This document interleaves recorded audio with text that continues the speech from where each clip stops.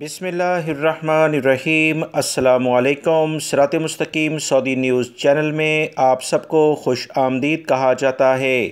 آج 27 جون 2021 ہے۔ آج کی اہم ترین خبروں کا آغاز سورہ بقرہ کی ان آیت کے ترجموں سے کیا جاتا ہے۔ ارشاد باری تعالیٰ ہے، اور ہم تمہیں ضرور آزمائیں گے خوف و خطرہ اور فاقہ کشی سے، جان اور مال کے نقصانات اور آمدنیوں کے گھاٹے میں مبتلا کر کے۔ آپ بشارت سنا دیجئے ایسے صابرین کو جن پر کوئی مصیبت آتی ہے تو کہتے ہیں کہ ہم اللہ ہی کے ہیں اور ہمیں پلٹ کر اللہ ہی کے پاس جانا ہے۔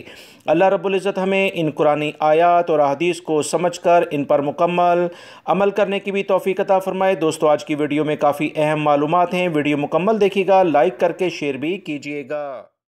سعودی وزارت تجارت اور دیگر اداروں نے ایک اہم رپورٹ جاری کی ہے جس میں بتایا گیا ہے کہ تجارتی پردہ پوشی کے خاتمے کے بارے میں سعودی حکومت مزید تیزی لا رہی ہے۔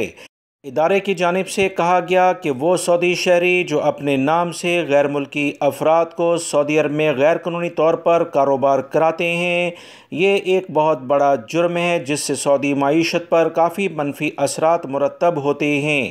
ایسے غیر ملکی افراد جو اس کاموں میں ملوث ہوں گے، سعودی شہریوں کے ساتھ ساتھ ان کے خلاف بھی بھرپور کارروائی ہوگی، پورا کاروبار ضبط کر لیا جائے گا اور غیر ملکی فرد کو سزا جرمانے کے بعد ہمیشہ کے لیے سعودی عرب سے ڈپورٹ کیا جائے گا۔ سعودی اداروں کی جانب سے کہا گیا کہ اس سلسلے میں اب بہت تیزی لائی جائے گی۔ ایسے افراد کے خلاف اگر کسی بھی سعودی شہری یا غیر ملکی فرد کے پاس معلومات ہیں، سالڈ ثبوت ہیں تو ہمیں مہیا کریں، ہم ایسے افراد کے خلاف بھرپور کارروائیاں کریں گے، کیونکہ اس سے معیشت کو نقصان ہی پہنچ رہا ہے، فائدہ نہیں۔ کیونکہ بہت سارے غیر ملکی افراد سعودی شہریوں کو تھوڑی بہت آمدن دے کر باقی سارا سرمایہ اپنے ملکوں میں لے جاتے ہیں، جس سے معیشت پر منفی اثرات مرتب ہوتے ہیں۔ غیر ملکی افراد اگر اپنے نام سے کاروبار کرنا چاہتے تو انہیں سعودی عرب کے قوانین کا احترام کرنا ہوگا، پراپرلی اجازت نامہ لے کر پھر کاروبار کریں۔ اس کی ممانعت سعودی عرب میں نہیں، مگر تھوڑی بہت رقم دے کر سعودی شہریوں کے لائسنس پر کاروبار کرنا کسی صورت میں قابل قبول نہیں ہے۔ بہت سارے غیر ملکی افراد نے سعودی عرب کے مختلف وزارتوں سے یہ سوالات کیے اور کچھ اس سے ملتے جلتے سوالات ہی میرے دونوں نیوز چینل پر بھی پوچھے گئے، جس میں کہا گیا کہ ان افراد نے پاکستان اور انڈیا سے جو مختلف قسم کی ویکسین ہیں وہ تو ایک ایک ڈوز یعنی خوراک حاصل کر لی ہے، اب وہ کیا دوسری کوئی ویکسین جو سعودی عرب میں رجسٹرڈ ہے اسے لگوا سکتے ہیں یا کہ نہیں؟ دوستو، اس بارے میں سعودی وزارت صحت نے بھی ابھی پچھلے دنوں اعلامیہ جاری کر دیا تھا کہ ایسے افراد جو کہ پہلی ویکسین کسی اور کمپنی کی لگوا چکے ہیں وہ دوسری کسی اور کی لگوا سکتے ہیں۔ اس میں ابتدائی طور پر سعودی عرب میں 50 سال کی عمر کے افراد یا اس سے زیادہ عمر کے افراد کو منتخب کیا گیا ہے۔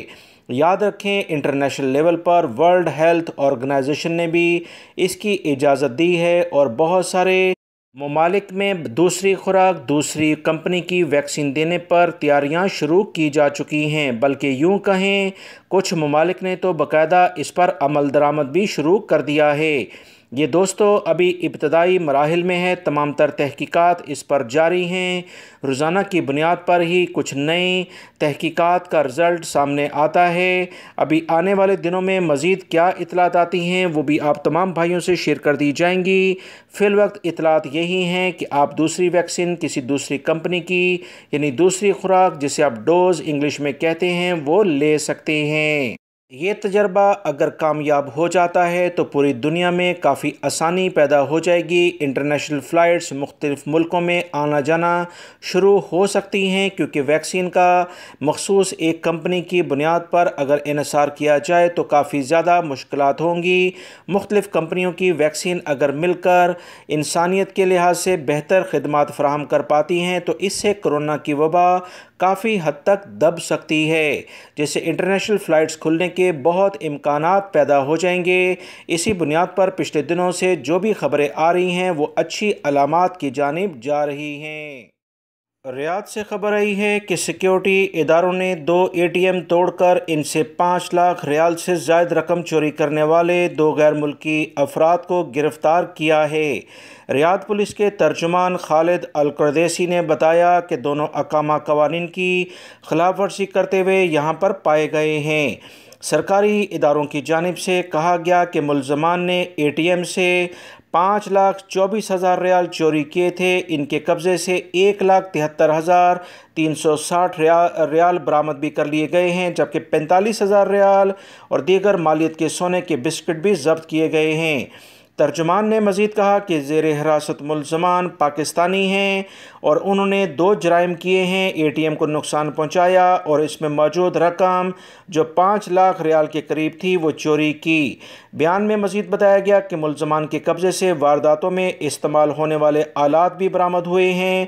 ملزمان نے اقبال جرم کیا ہے اور مقدمہ درج کر کے پبلک پروسیکیوشن کے حوالے کر دیا گیا ہے۔ افسوس کے ساتھ غیر ملکی افراد اور وہ بھی پاکستانی جو اس طرح کے جرائم کرتے ہیں نہ صرف اپنے لیے بلکہ اپنے پاکستانی بھائیوں کے نام کو بھی بدنام کرتے ہیں۔ اصل میں انہوں نے اپنی فیملی کے لیے وہ مشکلات کھڑی کر دی ہیں جس کا شاید انہیں اندازہ بھی نہیں ہوگا، کیونکہ اب انہیں جو سزا اور جرمانے ہوں گے وہ پوری زندگی بھی یہ کور نہیں کر پائیں گے۔ سعودی وزارت حج عمرہ کی جانب سے تازہ ترین اعلامیے میں بتایا گیا ہے کہ فیس کی ادائیگی کے بعد حج کا پیکیج تبدیل نہیں ہو سکے گا۔ سعودی ذرائع ابلاغ سے جو اہم ترین معلومات سعودی وزارت حج سے متعلق جاری ہوئی ہیں اس میں بتایا گیا ہے کہ اگر سعودی عرب کے کسی بھی شہر میں موجود داخلی معلم کے یہاں تمام بکنگ ختم ہو گئی تو ایسی صورت میں عازمین حج بکنگ کے لیے کسی اور شہر کے نام سے درخواست دے سکتا ہے۔ وزارت حج نے خاتون کے محرم کے اندراج کے حوالے سے تفصیلات کا جواب یہ کچھ دیا کہ محرم سے متعلق معلومات کا اندراج 2 مرتبہ ہوتا ہے۔ پہلی مرتبہ محرم کی حیثیت سے اور دوسری مرتبہ رفیق سفر کی حیثیت سے۔ ہر 2 صورتوں میں خاتون ہی اصل امیدوار شمار ہوگی۔ وزارت نے بتایا کہ رفیق سفر کا اضافہ صرف ایک بار ہوگا، جبکہ بکنگ کی کارروائی مکمل ہونے کے بعد رفیق سفر کا اضافہ نہیں کیا جا سکے گا۔ وزارت حج نے مزید بتایا کہ اگر حج امیدوار بکنگ اور رقم کی ادائیگی مکمل کرنے کے بعد پیکیج تبدیل کرنا چاہے گا تو یہ اب ممکن نہیں ہوگا۔ واحد طریقہ یہ ہے کہ بکنگ منسوخ کر کے دوبارہ بکنگ کرائی جائے۔ بیان میں مزید کہا گیا ہے کہ سعودی عرب کے کسی بھی شہر سے مکہ المکرمہ کے سفر کے لیے امیدوار حج کمپنی سے تفصیلات معلوم کریں تاکہ انہیں کسی بھی قسم کی کوئی مشکلات کا سامنا نہ کرنا پڑے۔ سعودی عرب میں موجود غیر ملکی افراد کو اقامہ اور جو بھی رہائش سے متعلقہ قوانین ہوتے ہیں اس کے بارے میں معلومات لازماً حاصل کرنا چاہیے۔ ایک شخص نے یہ جوازات سے سوال کیا کہ کیا اقامہ تجدید یعنی رینیو کروانے کے لیے پاسپورٹ کا ایکٹیو ہونا، اس کا کارآمد ہونا کیا ضروری ہے یا کہ نہیں؟ سعودی محکمہ پاسپورٹ جوازات کا اس بارے میں کہنا تھا کہ اقامے کی تجدید کے لیے پاسپورٹ کا کارآمد ہونا یعنی ایکسپائر نہ ہو، ایکٹیو ہو، یہ لازمی ہے، کیونکہ پاسپورٹ کی ایکسپائری تاریخ کا اندراج جوازات کے سسٹم میں کیا جاتا ہے۔ اگر پاسپورٹ کی مدت ختم ہو گئی تو اقامہ تجدید نہیں کیا جا سکے گا۔ واضح رہے، قوانین کے مطابق غیر ملکی کارکن کے اقامے جوازات کے سسٹم میں سالانہ بنیاد پر تجدید کیے جاتے ہیں، جبکہ پاسپورٹ کی مدت 5 یا 10 سال کی ہوتی ہے۔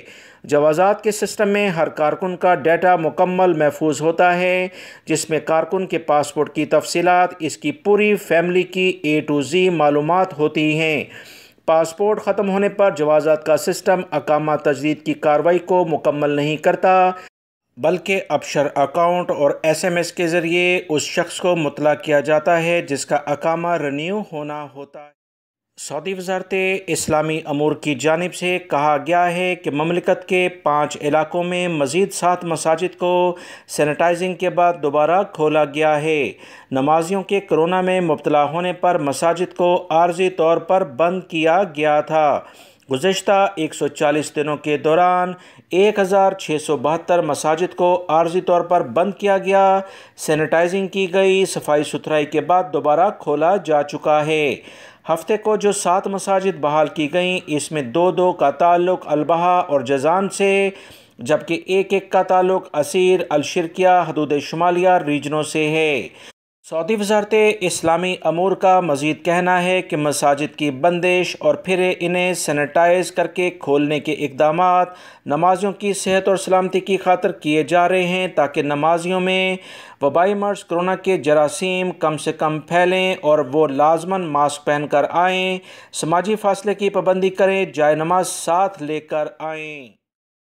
سعودی محکمہ موسمیات کے قومی مرکز کی جانب سے کہا گیا ہے کہ اتوار کو مشرقی ریجن میں شدید گرمی پڑنے کا بہت امکان ہے۔ اس تفصیلات کے مطابق اتوار کو جازان، عسیر، بہا اور مکہ المکرمہ کے بالائی علاقوں میں تیز ہوائیں چلیں گی، مطلع جزوی طور پر ابر آلود رہے گا۔ وقفے سے بارش کا بھی امکان ہے۔ قومی مرکز کا مزید کہنا ہے اتوار کو مکہ المکرمہ اور مدینہ منورہ ریجن کے ساحلی مقامات پر گرد آلود ہوائیں چلیں گی، جس سے حد نظر متاثر ہو سکتی ہے، لہذا ڈرائیونگ میں بہت احتیاط برتی جائے۔ سعودی محکمہ موسمیات نے بتایا ہے کہ الاحسا میں سب سے زیادہ گرمی آج ریکارڈ پر آ سکتی ہے اور سب سے کم ٹیمپریچر السودا میں 15 سینٹی گریڈ ریکارڈ پر رہے گا۔